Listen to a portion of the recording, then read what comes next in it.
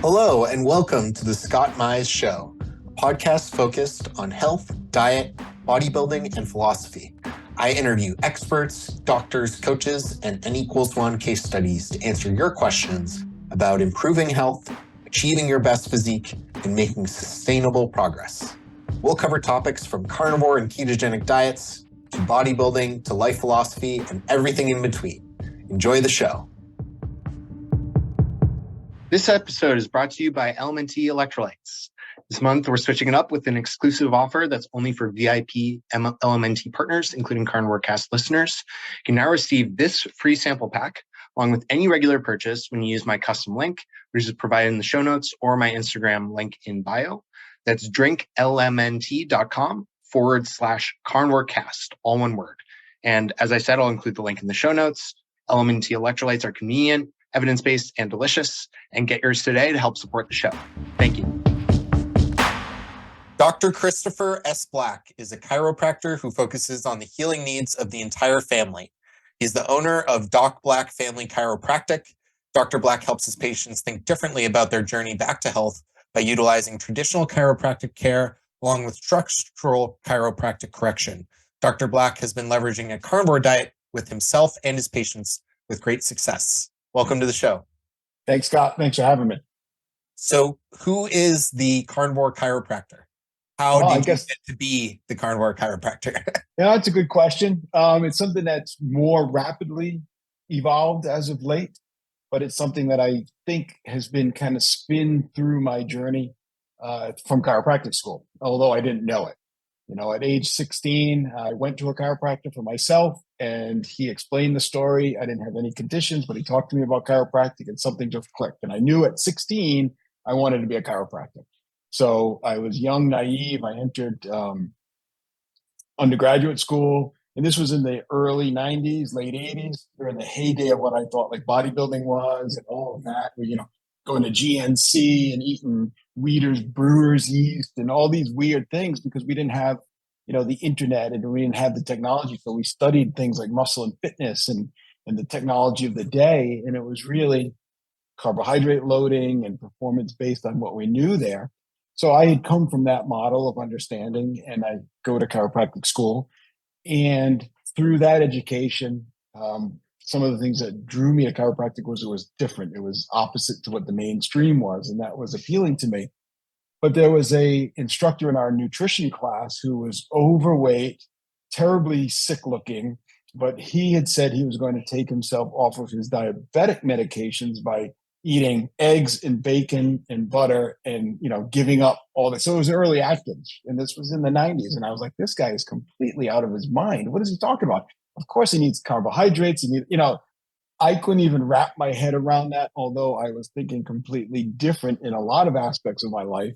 But in that nutritional model, then I was like, this guy's crazy. And, you know, and I don't know what he was doing. So I couldn't even accept what he was saying.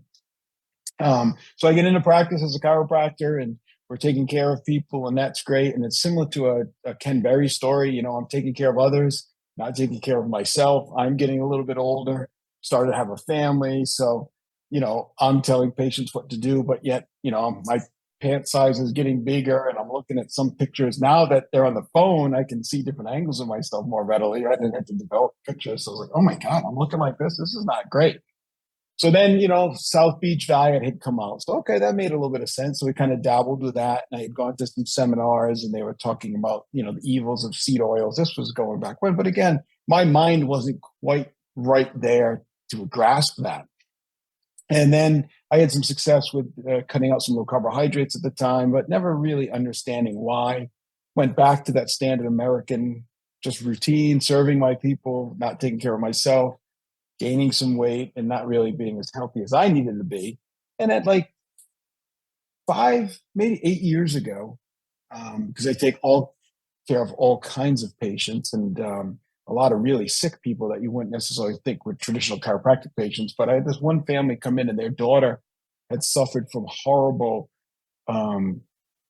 life-altering seizure disorder. And I mean, she'd be hospitalized at times and her life was completely in array. And she was a very, very sick young lady.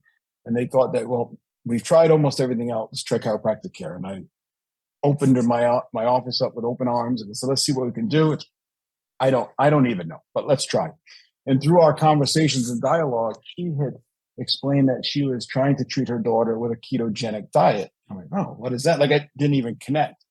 So I researched it for my own self knowledge, and I was like, oh, okay. Now I'm starting to understand what that guy 20 years ago was trying to explain in a very terribly way. And it kind of brought together some of my understanding overall of the years of nutrition.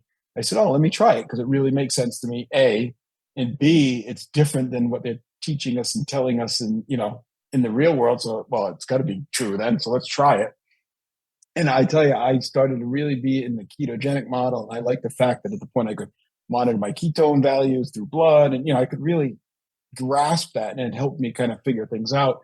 And boy, of course, you lose the weight, you feel better. My aches and pains went away. Like literally everything that you and I hear about on a daily basis was like, oh my gosh, this really works. And when I deviated from it, say I had a bad weekend, we ate, whatever crap, I would suffer. I would feel the aches and pains in the shoulders and the knees. I was like, oh, there's something to this.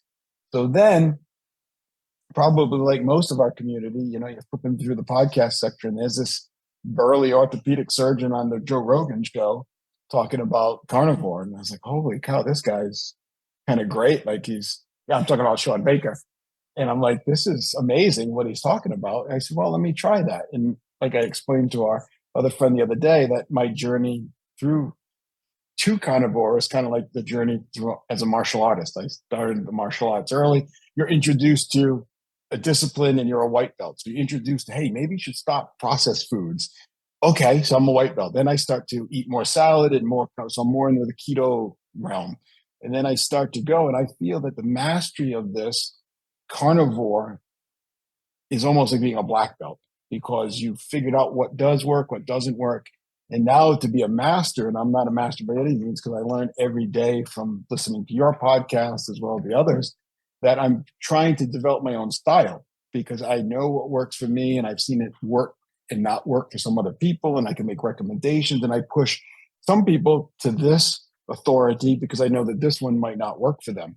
So I'm now facilitating the journey to others through my practice in a more carnivore diet. So I really found that like even the masters will say, the simpler you are, the more effective you are. And the carnivore diet can't be any more simpler, and it's extremely effective. And it brings us right back to our roots. So through my own personal journey, I found that's absolutely what works for me. The patients that have taken this step with me have had amazing results. It's allowed my chiropractic care to become more effective with them, because if they are sick and if they're not a healthy vessel to receive care because they're medicated, they're eating toxic foods, they're inflamed, if they are not well, sometimes our society is so sick they don't even know they're sick, if that makes sense. So when they saw the transformation through me, and we are, I guess, secularly, we are how we look, and people assume if you're not carrying weight, oh, you must be healthy. And that not isn't necessarily true, but that's what they see. They see that transformation. They're open to it. And then they realize, wow, I really wasn't healthy.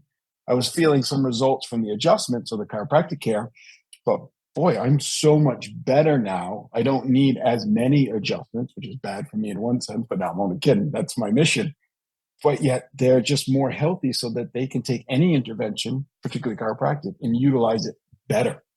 They exercise better. They receive, they handle their massages better. They just get better people. Now look at the information that's showing that they're cognitively better. Their mental health is better. So it's really been an exciting journey. And that was probably a really long introductory answer, but here I No, am. that's fantastic. Really interesting. I love the analogy of the white belt to black belt mentality. And that's kind of how I've looked at it, because you're as a white belt, you come in and you're really naive and you're nervous. Oh my God, should I try it? What is my family going to say if I don't eat bread on my hamburger? Like, we'll all go to McDonald's and I'll throw away the bread. Oh my God, what's wrong with you? I'm just not eating the bread, right? It's like, oh, then you start to develop your own confidence, your skills, but yet you're still nervous. You're rigid in what you do. You have to rely a lot on maybe your mentors, and that's a wonderful thing. But then you start to develop your own mastery, and you're like, I know what works for me, and I really know what doesn't work for me. And having that freedom and that safety net of what you've created as well as other people have created is just amazing, because some people resonate with you, some people don't, some people don't resonate with the next guy. And it's important to gather information, and the things that you do by bringing on the different guests, it's just tremendous, because you're not only doing it for a layperson, but I learn every day. I don't listen to the radio, I listen to your podcast, I listen to the others, because even if I've heard the same speaker speak 3 different times, they're going to share with you something different than they did not. Oh, I didn't think of it that way.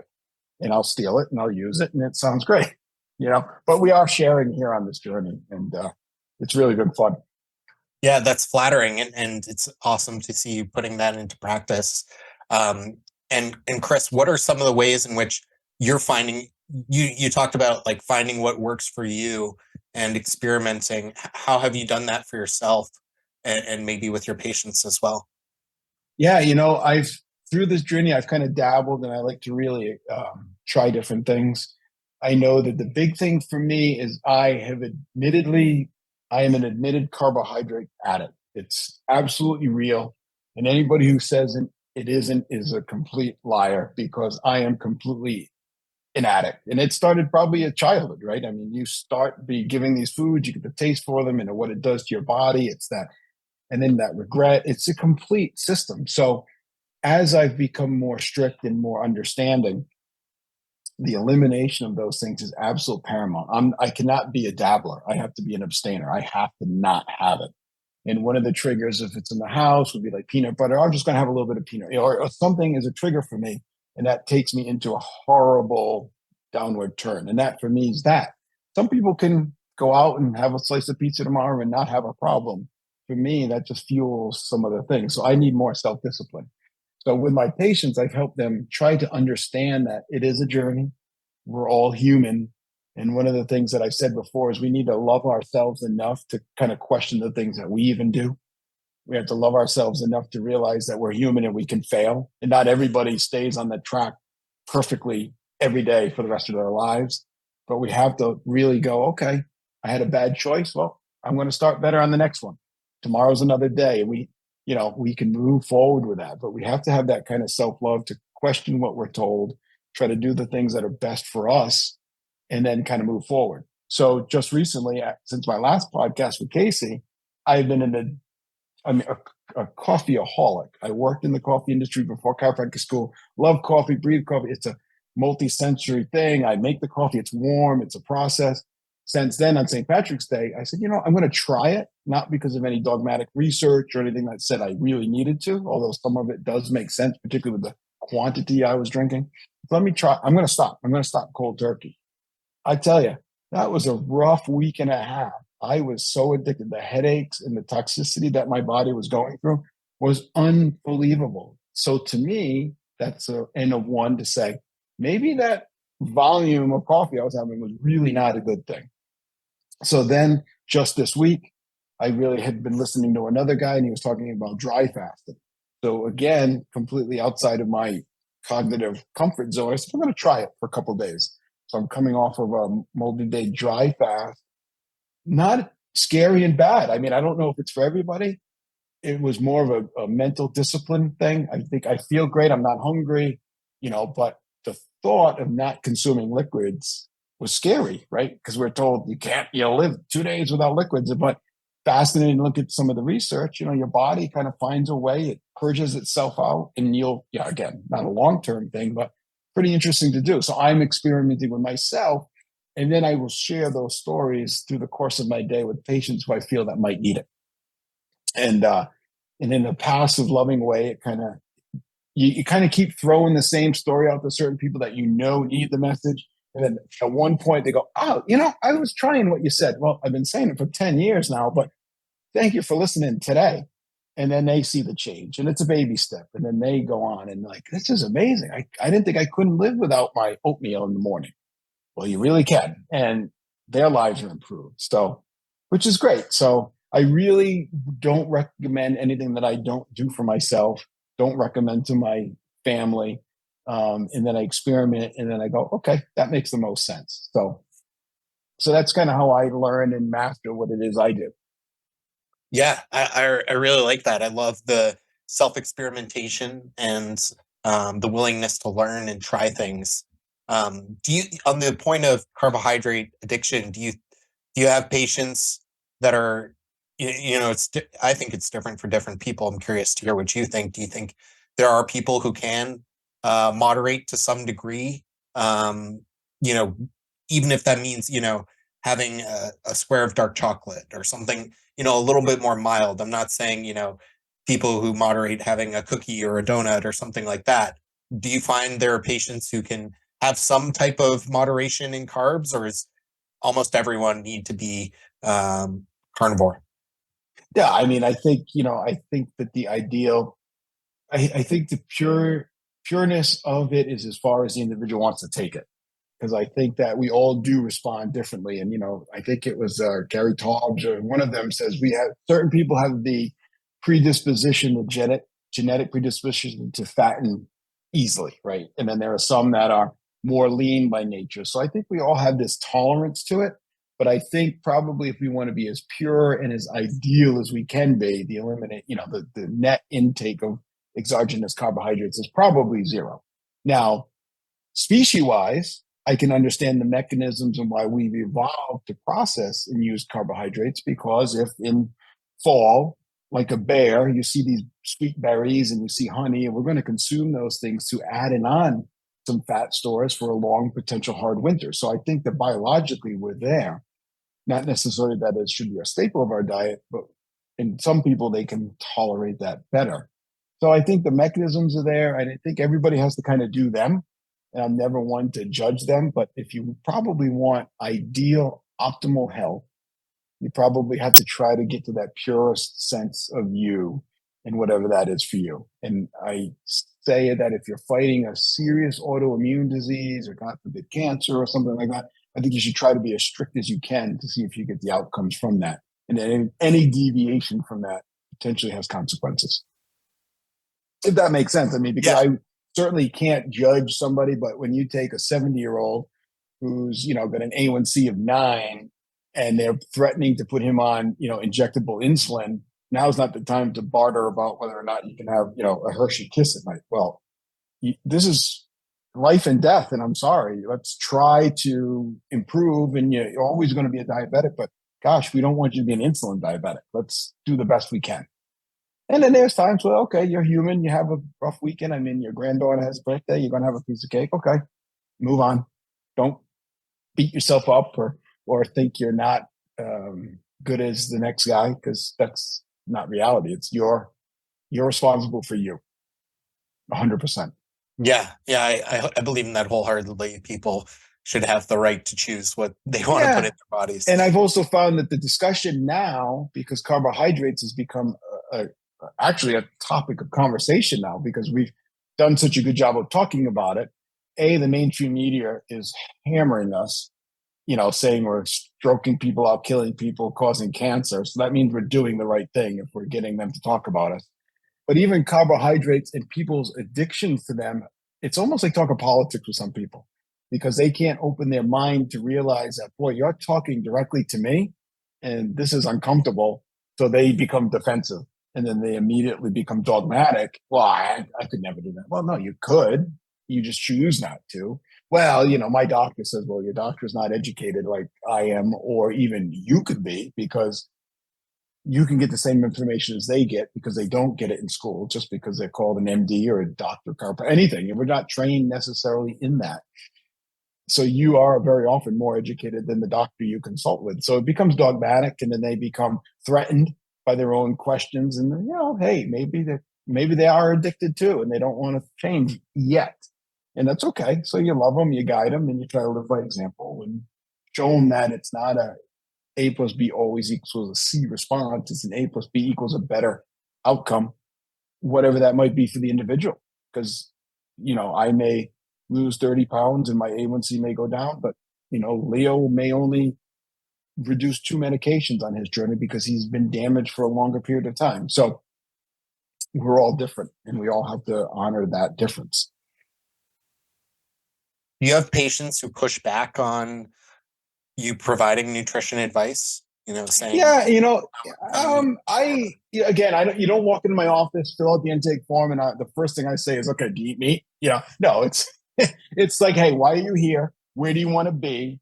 Do you want to feel better?" And then through my conversations, we'll just be like, "Oh, so you're eight, I got to ask, what's your diet like?" So I do it very passively. It's very off the cuff. It's nothing that I even charge for. I don't have a brochure. I literally scribble websites and podcasts onto a paper. And I thought in my thinking and my free time, I should create a form that I just hand out to people because it'd be a lot easier than going, okay, I don't think you'd like I don't think you'd like Bart K. So I'm going to send you to Dr. Berry, or you might like Dr. Chafee better. Right? I just need to give a form because I try to target them. Then I hope or they'll ask a question. And if I get them to ask me a question, then I feel that they're an open vessel. And then until they kind of push back, like I'm never going to throw somebody in my office because they come in smelling like they just came from McDonald's. It is what it is. I'm going to love them, take care of them, and provide my service, which they can't get anywhere else. And their life force is going to increase because of that. Could they be better? Absolutely. And I explained that to them. I said, look, the healing journey is like making cement. You can have a little bit of sand, a little bit of cement, a little bit of water. Even if they're out of ratio, you'll still make cement. Is it going to be the strongest and best cement you can make? No. Same thing with your healing path. You come to the chiropractor, we clear your nervous system, your innate healing is flowing, great. You eat like crap, are you going to be as healthy as you could be? Probably not. You're stressed out, another variable. You don't sleep, right? So it's all part of that. And when they start to ask me questions about those aspects of life, then I try to tie it in what's best for them. And some people just go, I got a pain in my neck, I got a headache, I want you to make it go away. See them 3 or 4 times, I'm great. I'll see them in 5 years. What's the matter? My headache's back. No kidding. Shocker, right? But you just can't, because I think because it becomes so targeted to some of their own beliefs, you have to love people and be careful with them. I don't think it serves anybody by being, hard-lined and dogmatic, because I'd rather them continue the journey with me at their own pace, but feeding them that information. If you say this is the only way to do it, you're gonna, who maybe culturally they have an opposition that they don't even know they have. So you got to kind of work with people where they are, if that makes sense. Yeah, I think it makes perfect sense. I think you clearly are very experienced at this, and finding ways to nudge people is really an art, and you found a great way to do that. Where do you because face? I'm sorry. Yeah, no, because Oh no, go ahead. I've been guilty of my passion steamrolling people, right? And over the last almost 25, 30 years of practice, my passion can overrun people and they lose any of my message. So I learned to give and to flow and to work with them and share through maybe stories or an experiment in that, I just had this guy come in and he changed what he was, sharing stories. And then, oh, really? So rather than steamrolling them, because I find when we're too passionate, because we are out of a desperate need to share what we know with other people, we lose sight that my message is too much like a fire hose to you at this moment. You're not ready for it. I need to find a way to just trickle it and then open up the door, and then we'll run together with it. So that's, we Yeah, get I too think passionate anyone sometimes. who's passionate about helping people sometimes finds themselves in that position too. I think Absolutely. that's totally natural. And where do you face the most pushback from patients or even yourself?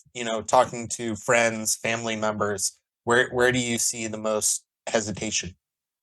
It, being a chiropractor, frankly, sets you up for this, because chiropractic is in of itself is unique and different. And heck, I come from a long line of practitioners who fought back. And I've shared the story before, and not a lot of people know, but it was up until 1972. I think Louisiana was the last state that made chiropractic legal to practice in the United States. So in my lifetime, I've had dinner with chiropractors who went to jail because practicing chiropractic was illegal. So it's kind of crazy to think now, because chiropractors are on the main street, they're all over the place. But we were so contrary to the healthcare system at the time that it was illegal. Guys got arrested for helping people in our model of delivery of healthcare. So being contrary to the norm, if you will, has kind of been ingrained in my DNA in a sense. So Some of my blowback is, people come in and are they come in with the typical headaches, back pain, low back pain, or whatever. But very often I'm at that last list. I'm often a last resort. They'll go to their primary. The primary will send them for some physical therapy. Then and that didn't work. They'll try a massage therapist. They might try acupuncture. Then they go to an orthopedist. Then they're threatening surgery. And thankfully, the orthopedic realm has become extremely more conservative over the last 20 years, where they're like, look, unless it's a significant quality of life or a really significant problem, we don't want to do surgery, because we know that may not be your best outcome. So I'm grateful for them for maturing in that realm. So very often that patient is left, unfortunately, on medications, depression, lack of movement. They don't feel like they can go to the gym. So they become this unhealthy ball of clay. And then they say, well, I'll try chiropractic. So I'm very often getting these people who last resort, they're so blown out and busted that their healing potential is so below threshold that they're just miserable. So a lot of times, almost anything I say to them, they're resistant. And sadly, in our society, with everybody being diagnosed a condition, fibromyalgia, although the symptoms are real, that's a descriptive diagnosis, XYZ. If you're diagnosed with that becomes your thing. You can commiserate it. You can get a Facebook group fan page on it. You can talk to other people about it. It somewhat becomes a crutch potentially. But then if you find something that's helping you move through that health journey in a positive way, but it's taking away your identifying diagnosis, people will self-sabotage themselves because they're conditioned and rewarded to be sick in our society. It's sad. Look at every TV commercial. It's about an ailment. It's about sickness. There's not one commercial to say, go out for a walk, get some sunshine, you'll be healthy. We don't celebrate health and vitality. We reward sickness with, ribbon colors and this and that. And I'm not disparaging those poor people who are sick and ill, but we got to move forward. That is not, your diagnosis does not define where you are in health. So a lot of times if I tell people, look, go for a walk every hour, go for a 5-minute walk, get up, walk around, move your body. I can't do that. No, you can. You need to. Like, it's even the littlest things. Like, I don't tell a patient who's in chronic pain, give me 5-minute walk in the morning, 5-minute walk at night, sit out in the sun, and you know what? Drink more water, put some ice on it. Let's try to do something positive. And pretty soon in that dialogue, you'll see if they're trying, right? Because they'll come in and go like, hey, I walked 7 minutes today. Amazing. That's a life-changing event for you because you haven't walked in 10 years. That's awesome.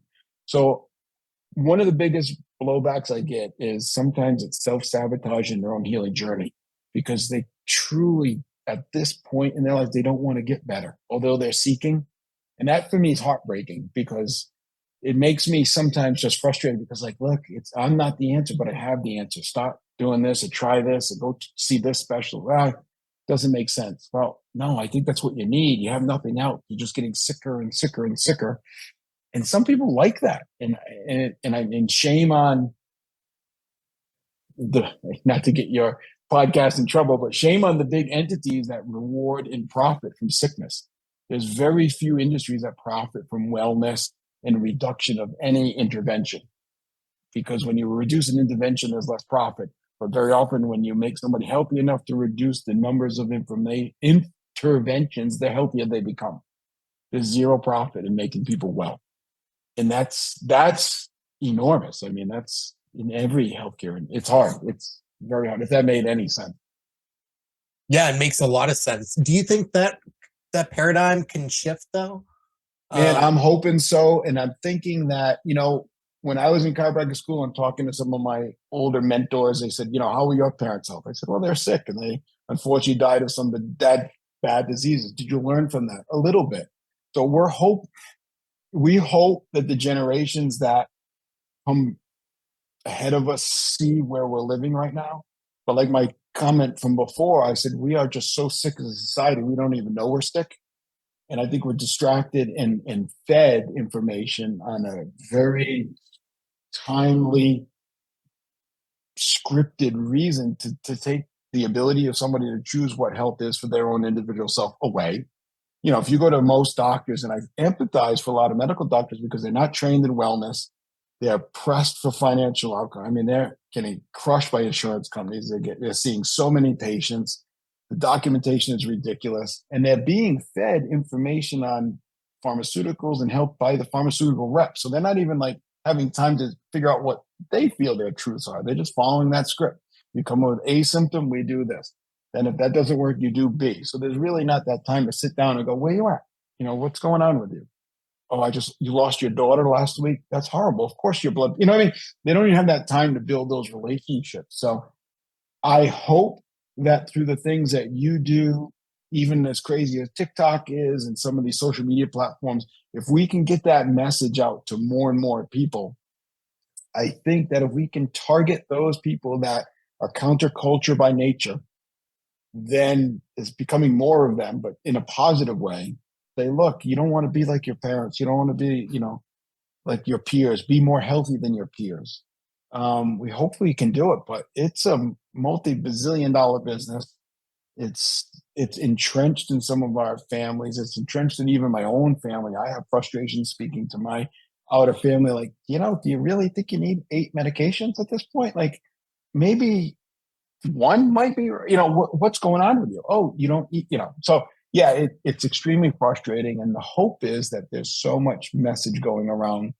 We have to outride the negative that immediately comes. You see Dr. Berry on women's health. Boy, the media is releasing, studies, quote unquote, that, carnivore or keto will kill you. Well, no, not really, but they spin that data. So it is a constant, never ending battle. We just need to keep telling our story, telling the truth, and sharing it in a loving way that other people can at least open up their minds to go, I never thought of it that way.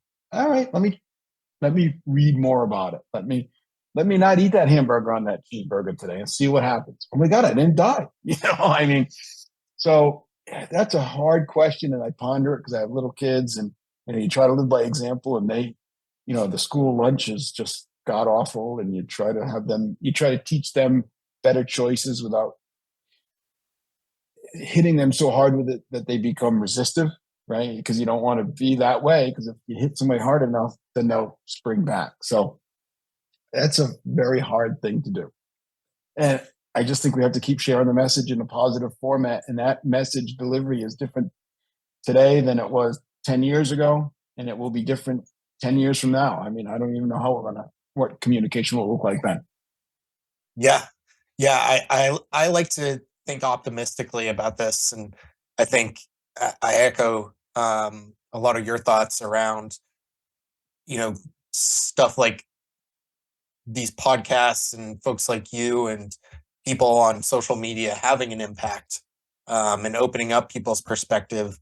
I'm also, frankly, optimistic about capitalist pharmaceutical companies. I think, with AI and technological innovation, in the next 10 years, we're going to see drugs that can like eliminate obesity and a lot of modern health diseases, I hope. And that's not to say it's a substitute for these types of things. But I think, I'm pro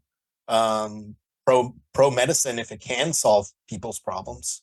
And I think, I am optimistic about science and optimistic about this movement, and people focusing more on eating food that supports their health. Yeah, I agree, and I think science is an important endeavor. We just have to really try to get the bureaucracy and somewhat profit out of it. There's Same thing with healthcare. sure. I mean, God forbid we were born with a child that had, juvenile onset diabetes. I am grateful that the pharmaceutical companies are there. I wish and pray that the technology continues to advance so that their quality of lives are improved. But yet we need to focus our entire healthcare system away from being reactive, meaning, we have now 5 different medications for your type 2 diabetes, when probably 90% of them can be corrected, or at least reduced for the need, and possibly corrected if you ate the way you were supposed to throughout your 20s and 30s. Totally So agree. when a company is rewarded by profit by finding a chemical or substance that modifies physiology for positive results, without the questioning of, does it actually improve the health, longevity, quality of life of the individual? Because those questions are never asked. You can look at a statin study and go, wow, that statin did reduce that one variable. But they never ask, did it increase quality of life? Did it increase longevity? Did it make them a better human being? No, because we don't want to know about that because we're not rewarded for that. So I think our entire paradigm, and I don't know how that can be changed other than at a grassroots effort, to say, yeah, I'm kind of glad that there is that medical field because, gosh, if one of my kids got really hurt or sick or was beyond that innate ability to heal, I'm glad they're there to help put us together. But the next step would be we need to find out what can we do to make you more healthy. For example, a 40-year-old comes in and has a heart attack. I am so grateful that that emergency room is there. And, even listening to Dr. Baker, hey, for a short period of time, maybe you need a statin just to put you, just to get you off of this immense situation you have. But that's where healthcare stops currently. So now you're a customer for life rather than, hey, medical care was crisis intervention and we're top of the game of that. But yet, what can we do now to make you better so you don't have to rely on that system? There is really nothing there right now to do that other than people like yourself and crazy chiropractors like me, or people who are at least trying to ask questions. And they may have to be on a certain medication for life, but yet the goal should always be to optimize the innate healing ability of that individual to go back to as natural as they can be, and whatever that might be. And that's different for every person. So we need to kind of find that bridge from crisis intervention to quality of life and optimal health for life with something. And it's almost like it's a healthcare discipline that doesn't exist at this point. Yeah. And I think I agree with everything you said. And I think I'm hopeful also that with the proliferation of things like artificial intelligence and democratization of information, some of the misaligned incentives will also be exposed. Like Sure. some of the information, very outdated information about, servings of whole grains you need a day and things like this will just be torn apart for the lack of scientific basis. Fiber recommendations, for instance. I'm hopeful that, some of these technologies and tools will be able to say, actually, we can very quickly scan through all the available research, and there isn't a great basis for you needing 40 grams of fiber a day. That comes out of nowhere. I mean, maybe this is me being too much of a dreamer optimist about technology, but I'm hopeful that some of these things will also accelerate the movement of people focusing on educating themselves, experimenting for themselves, finding ways to improve their health and well-being outside of relying on medical intervention too. Well, I absolutely think, in even before AI, people like yourself and the other people who are now on social media and podcast, you're doing that in of yourself, right? Because you are connecting to people in a way that was unheard of even 5 years ago. 10 years, 5 years ago, pre-pandemic, this, you and me talking via a computer, sharing to who knows how many people, I'm going to share, you're going to share, was unheard of, and then the ability even before that, it was fax machines and stuff like that. So just that natural progression of creating our own tribe will start to then, we're going to develop layers and layers. We're going to have subsets of that, and we're going to fight and we're going to disagree. But that's where knowledge and understanding comes from. And I think we have to have, I've never been, and talking to Casey, he was so ramped up from coming back from that low carb sort of what I have to go to one of these. Yeah, I have to go to one of these because it sounds like an amazing gathering of like-minded people. It really is. I've been to a few. And then we learn and we share, and and then we just kind of grow that way. So yeah, I'm optimistic like yourself, and you've made me more optimistic, thinking that there are more people like us. And maybe I'm not even keen on. I don't even know what AI is, although I see some pretty funny videos that maybe people talk like Arnold Schwarzenegger. I don't know.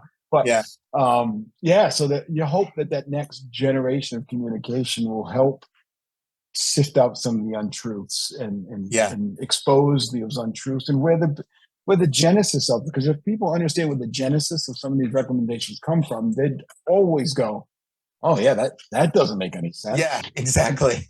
So we have to have almost like a Freedom of Information Act on all things and be transparent, because in our industry, chiropractors recommend crap to people all the time that are garbage. So it's no different than a pharmaceutical company profiting off of something. It's using your influence to sell a product for the pure sake of profit. And I think that is wrong. Yeah. Whether it be information or a supplement or a tangible product. And we've seen that with some influencers recently. They're full of crap and they're offering it for huge profit. And honestly, they don't care. Well, that's not the right use of the ability to reach people. Yeah. Yeah. I think that's the challenge is we have all these structures set up, whether it's big food, big pharma, that are so entrenched and are so deep within research, government, and have such a large influence there. Even if you don't believe half of what is true about how these companies can influence policy and they're still very powerful, and that trickles down and makes it very hard for people to change. It makes it even hard for people to be able to make the right choices. Just from an availability standpoint, there are large portions of the population who, they walk into their local store. They might be in a food desert. They might not have access to fresh meat and vegetables. It's amazing. And so I think it's really it's going to take monumental change for a lot of those things to be disrupted. And so I'm hopeful that something like artificial intelligence, I'm not an expert on it by any means, but I've been listening to a lot of podcasts about it. Something like that can help, like you say, create more freedom of information, make people more liberated, more aware, and get more of this out there. And yeah, I think in a way, podcasts and social media are kind of that technology. And we've seen that impact. So I'm hopeful that can, continue and accelerate. Yeah, and I also pray for the open-mindedness of some of our influencers to get along with other influencers, and be the healthcare practitioner too. Because one of the things that upsets me is I'll provide information to a patient, they'll bring it to their primary, because I would never recommend somebody, hey, stop taking XYZ. It's not my scope. I don't think it's the right thing to do unless you're guided with that. I'll explain to them my opinions on some of that stuff, but I never say, look, don't go off of metformin. It's not my job to tell you that. But have your doctor monitor you on this new change that you're making.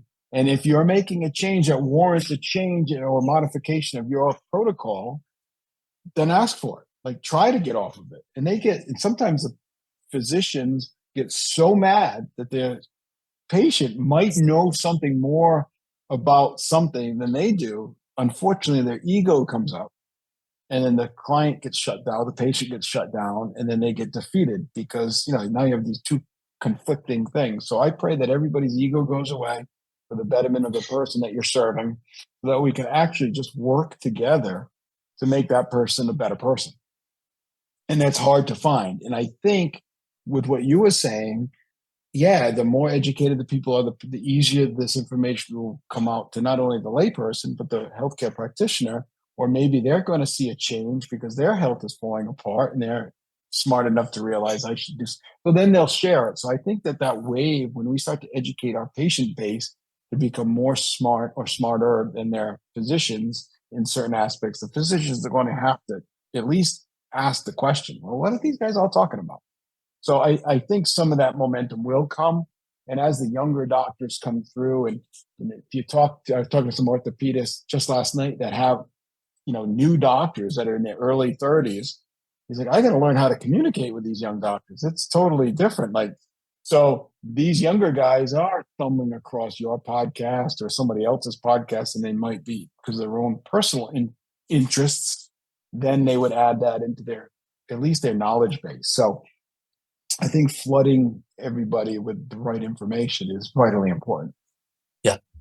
Yep. Well, you're doing fantastic work, Chris. I really appreciate you coming on here, sharing your story, sharing your perspectives. You're in the trenches. You're helping people. It's really awesome to see. Where can folks find out more about you and look into working with you if that's something they're interested in? Sure. My main website is docblack.com, DocBlack.com.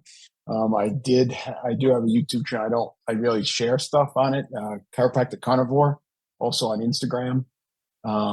Just call me.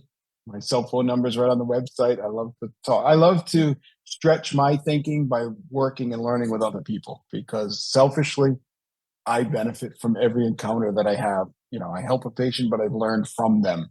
So to me, this is a journey that fortifies my beliefs and my understanding. So by me working with other people and sharing ideas, it just only helps me become healthier and better. So whatever I can do to help the community, I'm always there for. That's awesome. Well, I'll have links to that in the show notes. And Cool. Thanks so much for coming on today. Thanks, Scott. Thank you for listening to the show. You can find The Scott Mize Show on Instagram, YouTube, Facebook, and Twitter. Please leave a comment, like, review, or share the podcast with your friends or followers. It helps more people find the show.